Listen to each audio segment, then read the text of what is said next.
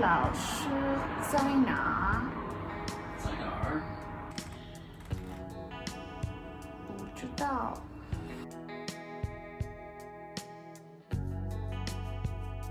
我怎么学中文? How I study Chinese. This video is about how I'm learning to speak Chinese. I've been getting a lot of questions about my experience, so I thought I'd make a video. For me, taking classes has really improved my Chinese level. I started taking group lessons in London, where I live, and that definitely helped. But then my brother, whose Chinese is really good, suggested I should try italki, which is an online language learning website.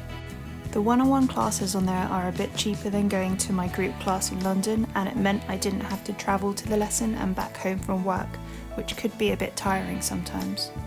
I've also found there's more pressure on you as an individual in these one-on-one lessons, which is more motivating for me.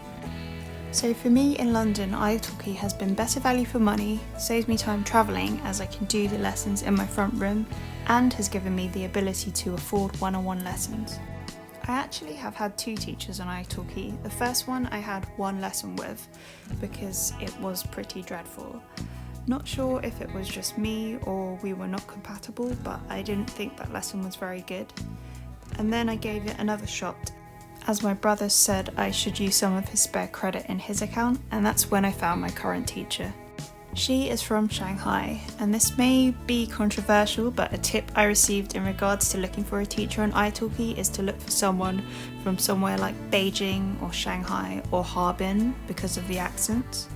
So I have a lesson with my teacher once a week for 2 hours. My lessons are about £15 an hour, and if I buy 10 lessons, she gives me a lesson for free.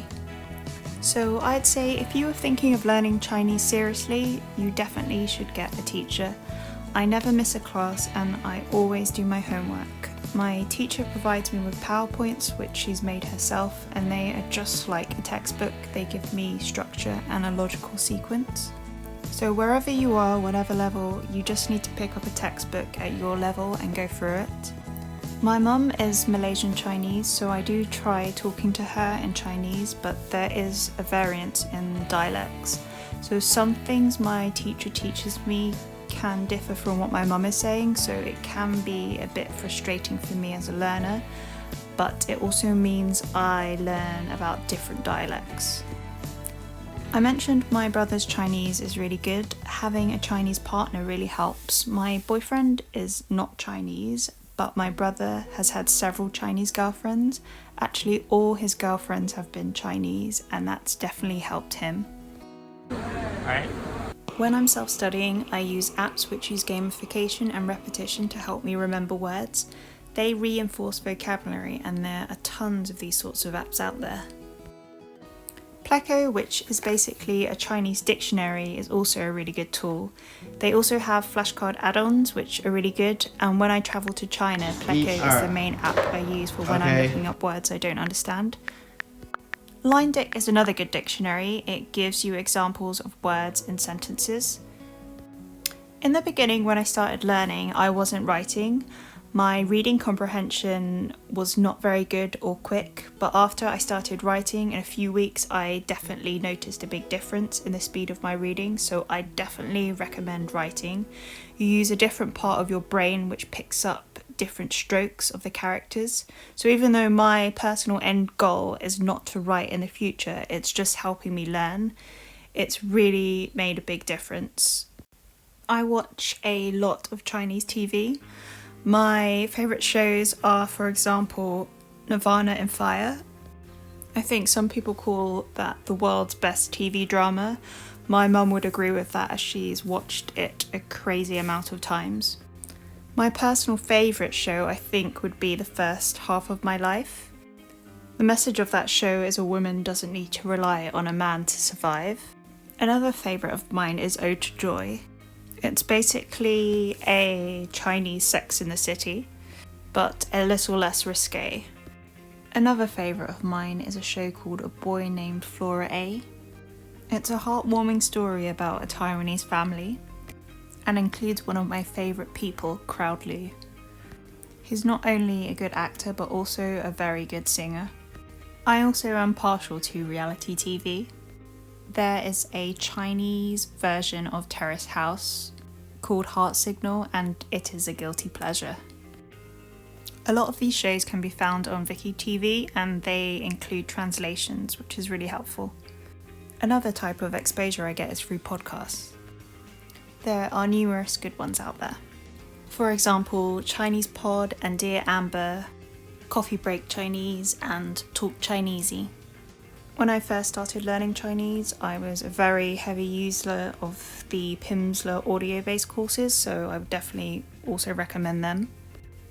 I've been trying to listen to Mando Pop and Chinese music, but I guess I don't really enjoy it too much as I don't do it as often as I should. I'm currently translating my favourite song in Chinese to sing to my italki teacher. I have also started reading graded readers. These are made for learners, so they are perfect for me. I have bought this on my Kindle, so it was slightly cheaper than buying a physical version. I think for this type of book, I prefer it as an ebook because I can easily copy anything I don't understand and then paste it into like Pleco or Line Dictionary.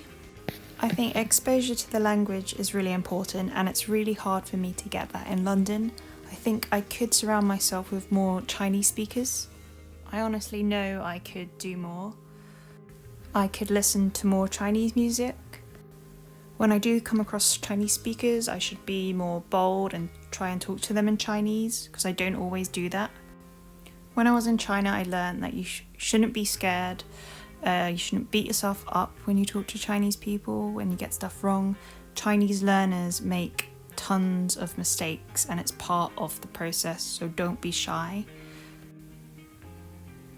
I love and hate studying Chinese. It's honestly been the worst experience of my life and the best experience of my life. I guess if I could be more serious about Chinese, I could move to China, but that's not a viable option for me at the moment. But I can see if my situation was slightly different, moving to China to up my language game would be great. Chinese has really taken over my life in many ways. I do a lot of self-studying, I write Chinese characters, I read, I watch TV shows, I listen to music, I follow influencers because I feel like I can relate to them because they're learning the language or they have learnt the language, they've gone through the process. You need to want to learn. Thank you so much for watching this video. Leave a comment, thumbs up, let me know what you do when you are studying.